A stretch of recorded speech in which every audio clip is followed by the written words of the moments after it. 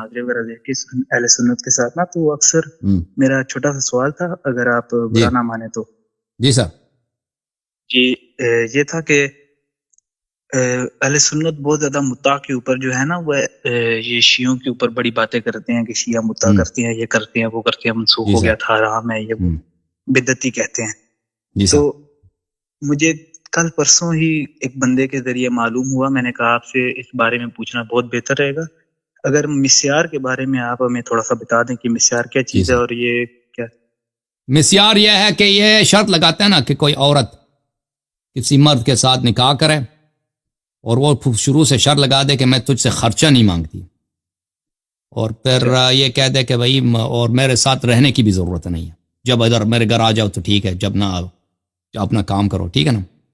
تو وہ سائڈ پہ اس کا مسٹریس ہوتا ہے، جب چاہے وہ اس کو خرچہ بھی نہیں دیتا، بھائی کبھی پیسے ہادیہ کچھ دے دیا تو دے دیا، اور اس کے ساتھ رہتا بھی نہیں ہے. اس کا یہ طریقہ کار ہے، مسیار اس کو بولتے ہیں. ہاں. تو یہ کسی صحابہ وغیرہ نے کیا کہیں سے روایت وغیرہ یا رسول کے؟ نہیں، مجھے نہیں لگتا کہ کیا ہوگا کس صحابہ نے، مجھے تو یہ نہیں. اس کا مطلب ان کے علماء نے یہ طریقہ نکال دیا نا، ان کے علماء نے اپنے عوام کے لیے پیسہ، سیٹوں کے لیے، سیٹ صاحبان کے لیے کہ وہ مسٹریس رکھ دیں، انہوں نے یہ نکال دیا. آغا صاحب آپ کا بہت شکریہ. دیکھیں ہم لوگ جس وقت بھی ہمارے مدعا کے اوپر بات کرتے ہیں، یہ لوگ آگے سال کرو بڑے غلیظ الفاظ استعمال کرتے ہیں، ان کا نام نہیں لینا چلتا. تو یہ جس وقت بھی آتے ہیں مدعا کے اوپر آ کے بات کرتے ہیں جی مدعا رسول نے منسوخ کر دیا. وہ مناظرہ ہوا تھا نا میرا یہاں پہ متے پر، جی لڑکے کے ساتھ، وہ قیصر کے ساتھ. ہاں جی ہاں، وہ آپ دیکھ لینا، ٹھیک ہے. آپ نے تو ماشاءاللہ ہمارا سر فخر سے بلند کیا ہوا ہے. بالکل، میں آپ کا خادم فخر سے بلند ہے. بے شک آپ کا سر، آپ نے ہمارا سر بلند کیا ہوا ہے. مولا آپ کا بھی سر ہمیشہ اس طرح بلند رکھیں. یہ لوگ ہم لوگوں کو آ کے بولتے ہیں کہ مدعا جو ہے وہ حرام ہے. چلو بھائی، ایک لہجے کے لیے آپ کی بات مانتے ہیں کہ مدعا جو ہے وہ رسول نے منسوخ کر دیا تھا. کم از کم ہمارے دیکھیں ان کو یہ بتاتے ہیں کہ بھائی ہم ہر ایک کے ساتھ مدعا نہیں کرتے، ٹھیک ہے نا، ہم ہر ایک کے ساتھ مدعا نہیں کرتے. اس کے لیے ضروری ہے ہمارے مذہب میں کہ جس عورت کے ساتھ مدعا کیا جاتا ہو وہ اس کا تعلق دیوبندی مذہب سے یا اہل حدیث وہابی سلفی مذہب سے، ٹھیک ہے نا. تاکہ کیونکہ ہم محبت کے قائل ہیں، اتحاد بین المسلمین کے قائل ہیں، اور چاہتے ہیں کہ زیادہ سے زیادہ محبت پھیلا دیں. ہاں بے شک. ہاں، ہمارا یہ رویہ. مزے کی بات جس طریقے سے یہ لوگ کہتے ہیں نا کہ شیعہ بدعتی ہیں مدعا کی وجہ سے، اگر دیکھا جائے تو ان کا امام محبت میں ہم کرتے ہیں نا، محبت میں محبت ہو گئی ہے اہل حدیث اور دیوبندیوں سے، تو کیا کریں، ٹھیک ہے نا. پرماننٹ تو ہو نہیں سکتا ان سے، پرماننٹ کیونکہ مذہب ہمارے مختلف ہیں نا، وہ ہو نہیں سکتا پرماننٹ، تو ٹیمپرری ہاں محبت کرتے ہیں ان سے. صحیح ہے، بالکل. جی ہاں، بہت شکریہ. اوکے، اللہ آپ کو سلامتی دے. Thank you sir. سلامت رہیں. اوکے، بہت مہربانی. اچھا، ہمارے پاس حمزہ بھائی. السلام علیکم حمزہ صاحب، ہاؤ آر یو سر؟ السلام علیکم حسن بھائی، کیسے آپ؟ اللہ آپ کو بہت عزت دے. Thank you. کہاں سے کال فرمایا آپ کو بھی؟ میں Dublin, Ireland Dublin. Thank you. جی اللہ آپ کو عزت. حکم کریں. نہیں، مناظرہ دیکھا کافی، ایز آلویز آپ ہمیشہ جو دلیل سے بات کرتے ہیں، کافی ایک اکیڈمک ڈسکشن کرتے ہیں، کافی سیکھنے کو ملتا ہے. حق پہچاننے میں بہت آسانی ہو جاتی ہے. اور یہ جب یہ عالی مدد کی جب طلب کی بات کرتے ہیں تو میں کمپیریٹیو ریلیجن کا اسٹوڈنٹ ہوں، تو میں نے کافی کچھ پڑھا ہے، کافی بکس میں نے ریفر کی ہے. تو کافی ایک مسکنسپشن ہے، ایون جو میجورٹی سنی جو عالمس ہیں، جیسے انجینئر ہو گئے یا کوئی دوسرے ہو گئے مفتی تاریخ، یہ لوگ سمجھتے ہیں جیسے کہ یہ مولوی بھی جو ایک بات اپنی رکھ رہا تھا کہ جب آپ عالی مدد کہتے ہیں تو آپ امام علی کو بولتے ہیں، ان کو غیب کا علم ہے، ان کو اللہ سے مناظر کر رہے ہیں، پتہ نہیں کیا کیا، ان کا خود کا ایک پرسپشن بنا ہوا ہے.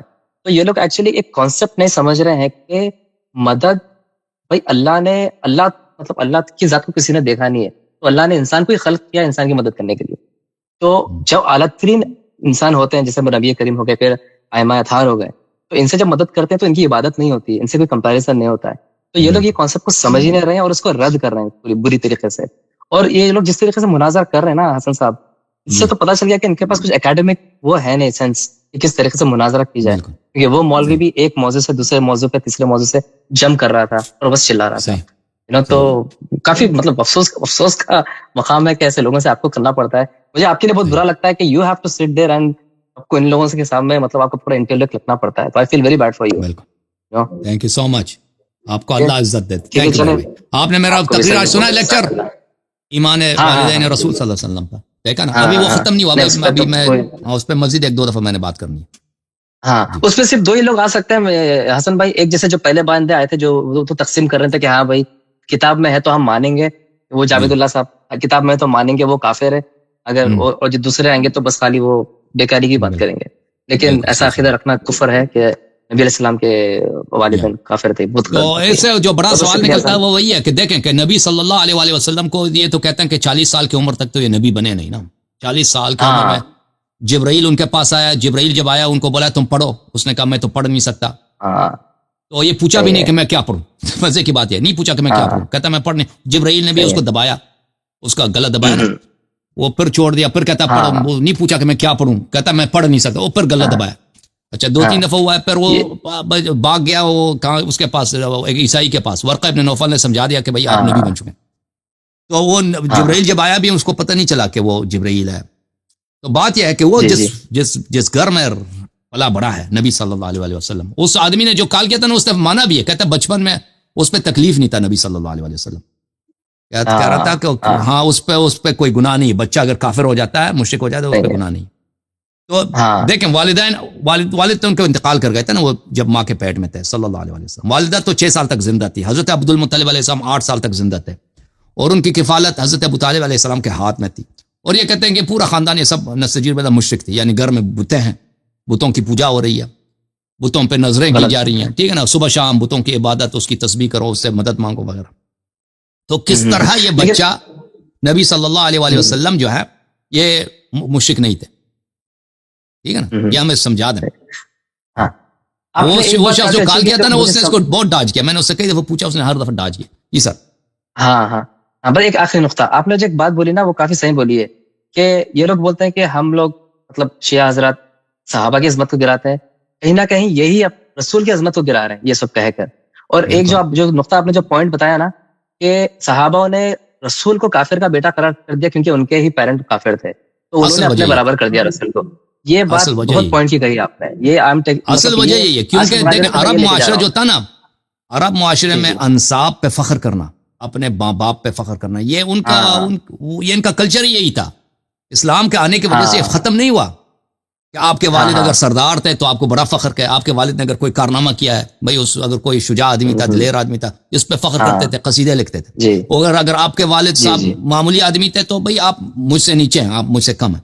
تو یہ ان کا طریقہ کار تھا. جب اسلام آیا تو یہ تو سب مٹی میں مل گیا نا. تو ان کے آبا اجداد وہ اسی لیے وہ اسلام کلمہ نہیں پڑھتے تھے، کفار اسی لیے کلمہ نہیں پڑھتے تھے، کہتے تھے ہم کیسے اقرار کریں کہ ہمارے بزرگ جو ہیں وہ سب جہنم میں.